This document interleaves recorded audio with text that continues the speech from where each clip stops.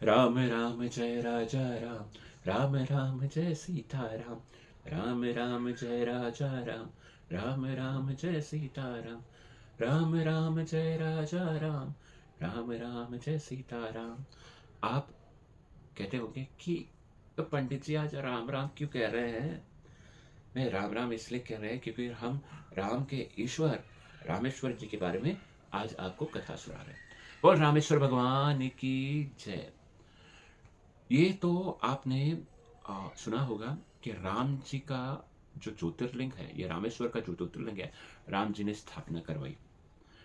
लेकिन कुछ जैसे रामायण, हमारे वाल्मीकि रामायण और तुलसीदास अ, कृत रामचरित्र मानस, थोड़ा डिफरेंस है।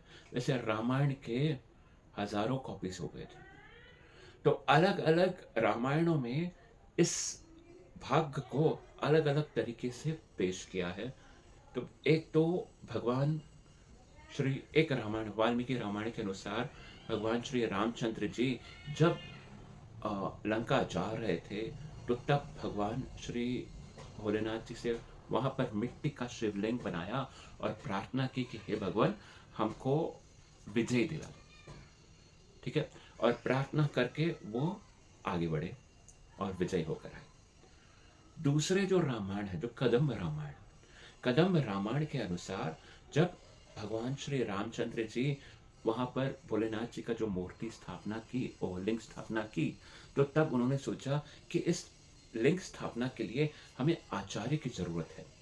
तो विभीषण से पूछा कि इस प्रांत में सबसे बड़ा आचार्य कौन सा है। तो विभीषण ने कहा कि यहाँ पर इस प्रांत में, यहाँ पर आसपास सबसे बड़ा आचार्य स्वयं रावण है। तो देखिए, कदम्ब रामायण में लिखा हुआ है कि भगवान श्री रामचंद्र जी ने जामवंत जी को भेजा लंका, और वहां पर रामायण रावण से कहा कि आप हमारे आचार्यत्व को स्वीकार करो और यहाँ पर आके इस शिवलिंग की पूजा करवाओ, स्थापित करवाओ। वहां पर जब जामवंत गए तो सभासदों ने इनकार कर दिया कि नहीं जाना है। लेकिन रावण थोड़ा विद्वान था, मैं थोड़ा कहता हूँ क्योंकि विद्वान ब्राह्मण था वो। क्योंकि देखिए, जो विद्या आपको हट के आगे लेके जाए, वो विद्या विद्या कही जाती है। लेकिन जो विद्या हट आगे से विद्या लेके जाए, हट जो होता है एकदम जड़, कि एक बात को पकड़ के रहना, कुछ सुनना नहीं उसके बारे में।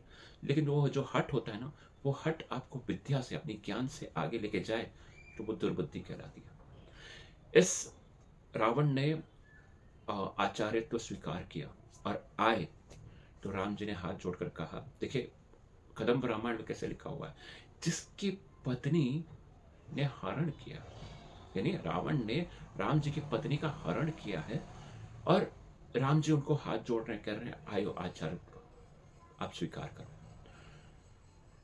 अब पूजा करने के लिए चले गए दोनों, राम और रावण, इस शिवलिंग की स्थापना करके। तब रावण ने कहा कि देखो राम, पूजा में जोड़े कर रहना बहुत वहां पर शुभ होता है।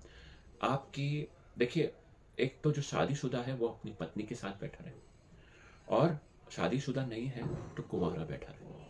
तो आप शादीशुदा हो लेकिन आपकी पत्नी नहीं है, आप कुंवारे भी नहीं हो, तो आप कैसे पूजा संभव हो? तो राम जी ने कहा कि आचार्य आप ही राह दिखा दे। वैसे कहा जाता है ना कि जजमान के यहाँ कोई सामान नहीं होता है ना, तो आचार्य की जिम्मेदारी होती है वो सामान लेकर आने की।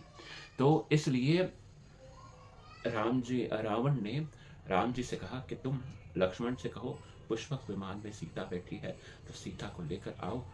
लेकिन ये भी कहा गया है कि जो सामान पूजा करने के बाद वो आचार्य का हो जाता है। तो पूजा के लिए मैं सीता लेकर आया हूँ, आप दोनों बैठकर पूजा कर लीजिएगा, लेकिन फिर मैं वापस लेके जाऊँ। राम जी ने कुछ आवाज नहीं किया, साथ बैठकर पूजा किया उन्होंने, फिर वापस रावण को दे दिया। ये कदम्ब रामायण में लिखा हुआ है। वापस रावण को दे दिया कि जाकर जैसे मैं रावण से जीतूंगा तो मैं सीता को साथ में लेकर आऊंगा। और इस तरह कदम्ब रामायण में वो भोलेनाथ की जो ज्योतिर्लिंग है वो स्थापना की गई। और एक दक्षिण के रामायण है, दक्षिण का एक रामायण है, उसमें कहा जाता है कि जब रावण की मृत्यु हुई थी तो वापस आने के समय तो भगवान यहाँ पर विराजमान थे। तो उन्होंने, अगस्त्य महामुनि ने कहा था कि तुमने एक ब्राह्मण की हत्या की है, तुमने एक ब्राह्मण की हत्या की है, तो इसलिए तुम्हें ब्रह्म हत्या का पाप लगा हुआ है। तो इसलिए तुम इस ब्रह्म हत्या को पाप मिटाने के लिए यहाँ पर शिवलिंग की स्थापना करो। तो भोलेनाथ ने एक स्वर्ण मुहूर्त, नहीं, भगवान श्री रामचंद्र जी ने एक स्वर्ण मुहूर्त देखा कि कौन सा है एक अच्छा सा मुहूर्त। इतने में हनुमान जी से कहा कि हनुमान जी तुम जाकर सीधा कैलाश से शिवलिंग लेकर आओ। तब हनुमान जी गए। हनुमान जी को आने में थोड़ा विलंब हो गया, तो भगवान श्री रामचंद्र जी और सीता जी ने उस बालू से, उस मट्टी से शिवलिंग बनाया, शिवलिंग बनाया और उनकी पूजा की। भगवान हनुमान जी कैलाश से शिवलिंग लेकर आए। उन्होंने देखा कि अरे मैं तो शिवलिंग लेकर आया हूं, यहाँ पर तो पूजा हो चुकी है। निराश होकर बैठ गए। तब गुस्से में हनुमान जी ने उस शिवलिंग को तोड़ना चाहा जो रामचंद्र जी ने बनाया था, लेकिन तोड़ तो नहीं पाए। पूछ से उखाड़ने की कोशिश की, वो भी नहीं हो पाया। तो तब भगवान जी ने, कहा जाता है, वहां से उस शिवलिंग से इतना प्रभाव, इतना वेग प्रभाव पड़ा, तो हनुमान जी थोड़ा हट गए और रोने लगे कि मेरे मेरे मैंने जो लेकर आया हूं वो शिवलिंग का क्या होगा।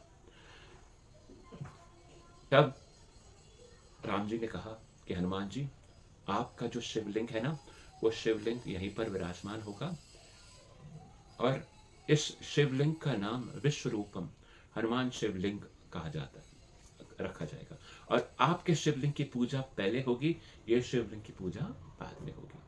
हनुमान जी प्रसन्न हुए और वहां पर भोलेनाथ जी ने भगवान श्री रामचंद्र जी को आशीर्वाद दिया कि तुमने जो ब्राह्मण की हत्या की है, इस ब्रह्म हत्या से तुम मुक्त हो।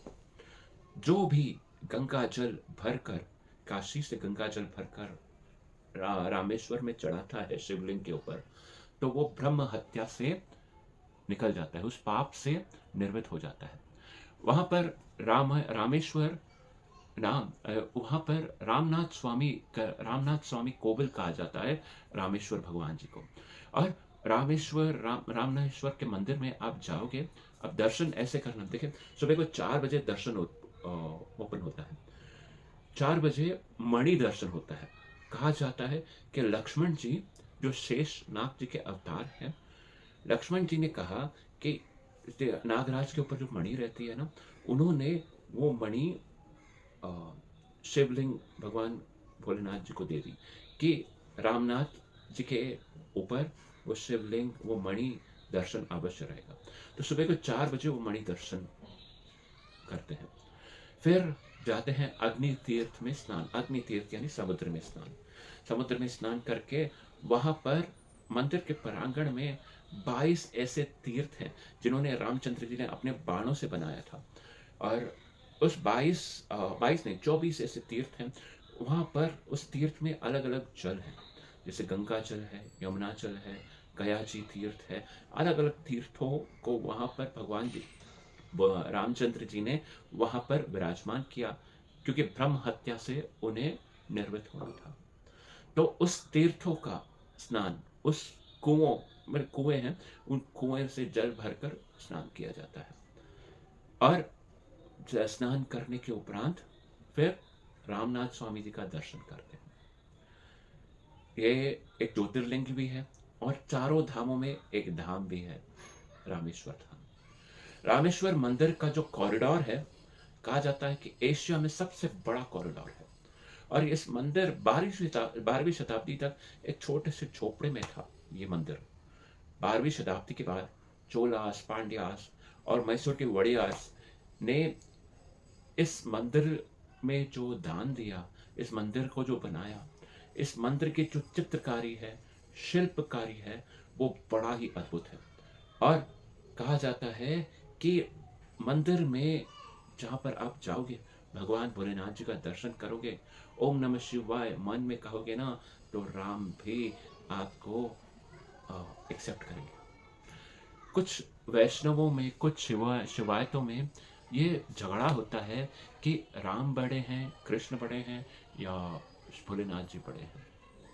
ये झगड़ा मेरे ख्याल से ना एक मामूली सा झगड़ा है, एक कास्टिज्म है कि कौन बड़ा है। राम जी कहते हैं कि मेरे ईश्वर यहाँ पर विराजमान है तो इसलिए रामेश्वर है। ईश्वर कहते हैं राम जी ने मुझे विराजमान किया है, मैं राम का ईश्वर हूँ, राम का ईश्वर हूँ, तो राम जी मेरे हैं। राम जी कहते हैं ईश्वर जी मेरे हैं।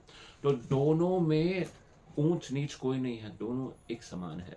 जो राम जी कृष्ण की जी के भक्त हैं और ईश्वर शिव जी को मना करते हैं, वो वैष्णव कहने लायक नहीं है।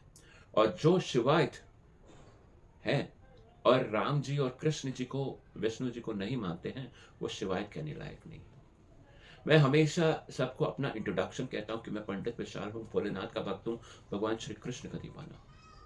क्योंकि इन दोनों में अंतर कोई है ही नहीं। एक है जो सर्वगुण संपन्न और एक है जिनको गुण अवगुण दिखाई नहीं जाता।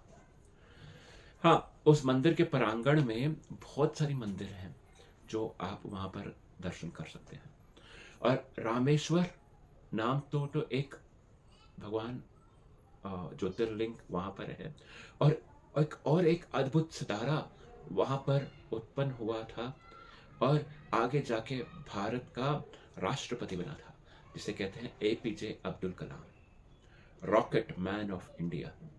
उनका जन्म भी उधर रामेश्वरम में हुआ था। तो अब जब आप रामेश्वर जाओगे, रामेश्वर जी का दर्शन करना, मणि दर्शन करना और समुद्र में स्नान करना, सब तीर्थों में स्नान करना, भोलेनाथ जी का दर्शन करना, एपीजे अब्दुल कलाम म्यूजियम, वहां पर जाना जरूर। क्योंकि उस आदमी से जो सीख मिलती है ना, उस आदमी के लाइफ में जो सीख मिलती है ना, वो कहीं नहीं मिलती। और फिर आता है राम सेतु। राम सेतु का दर्शन करना कि कैसे वो अद्भुत वहां पर अद्भुत है, कैसे समुद्र के बीच में उन्होंने सेतु बनाई थी। अंग्रेज लोग कहते हैं एडम्स ब्रिज, लेकिन ये एडम्स ब्रिज नहीं है, राम सेतु है। और वहां के पत्थर अभी भी वहां पर तैरते हैं, डूब नहीं जाते। और रामेश्वर पहुंचने के लिए नियरेस्ट एयरपोर्ट है मदुरई। मदुरई एयरपोर्ट 170 किलोमीटर रामेश्वर से दूर है और रेल मार्ग से भी कनेक्टेड है और रोड मार्ग से भी रामेश्वर कनेक्टेड है। ये छोटा सा आइलैंड है और द्वीप है जो शंख के आकार पर है। ये रामेश्वर में पंबन ब्रिज है, जो Pamban bridge the most difficult bridge है, लेकिन बहुत ही सुंदर है ये पंबन ब्रिज। ये आप देख सकते हैं, प्रकृति का नज़ारा बहुत अच्छा है, समुद्र का नज़ारा बहुत अच्छा है। तो जाइएगा रामेश्वर, तब दर्शन करोगे, एक ज्योतिर्लिंग भी हो जाएगा और एक धाम भी हो जाएगा। जय जय भोलेनाथ, बोल रामेश्वर भगवान की जय। ओम नमः शिवाय।